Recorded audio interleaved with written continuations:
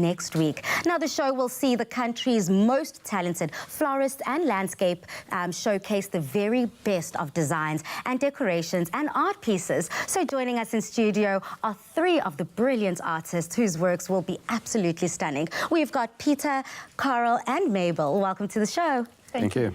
Now, I am all things flowers, all things beauty, of course with the name Palesa, naturally, but you all have such an incredible journey with flowers and creating this incredible artwork. Peter, I'd like to start with you. How did your relationship with flowers come to be?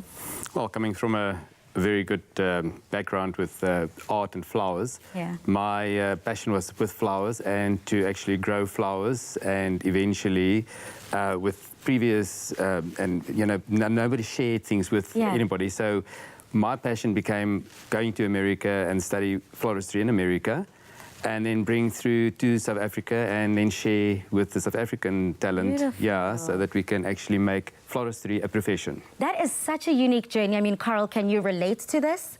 Absolutely. I think the industry has changed so much in the last few years, where I think sharing is much more prevalent these days. I think people have learned that you don't weaken your business by sharing, you certainly strengthen your business, but I think take it back a generation or two, you know, even 10 years ago, that was certainly not the case at all. So, yeah, I think that it's just such a pity when some people think that by me allowing you to shine, it dims my lights. But there's space for all of us. There's real estate here for all of us. And Mabel, you also have quite a beautiful story with flowers. How did you get into the business?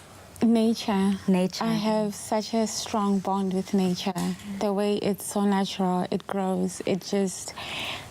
Floral design is that, you know, it's art. If you allow your spirit to just design and move, basically that. That is such a beautiful explanation of it, and it kind of sets the scene quite perfectly for the Johannesburg International Flower Show. I mean, what is this all about? How can people get involved? And what are the dates that it will be taking place?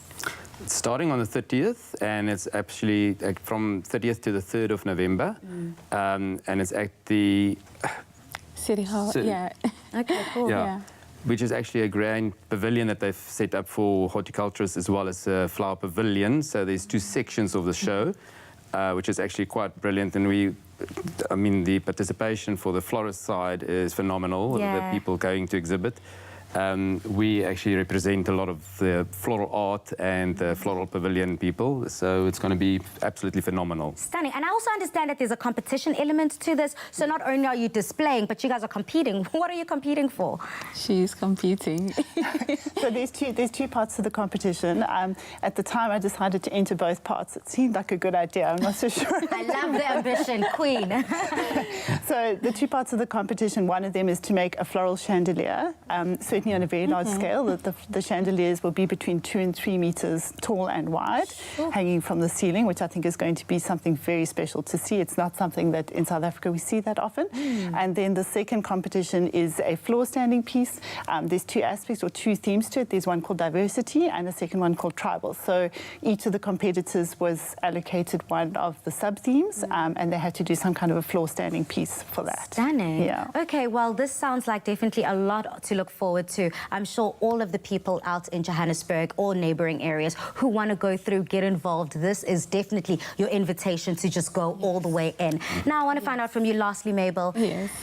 Trials, tribulations, challenges. It can't be easy. I mean, it looks so beautiful. But how on earth do you work with such delicate things? And what are some of the biggest hurdles you need to overcome in the industry? Oh my gosh, I think the way the industry moves so fast, the way the trends change all the time, you almost have to be alert and think outside the box. There shouldn't be a box. You need to think from your heart and just trust.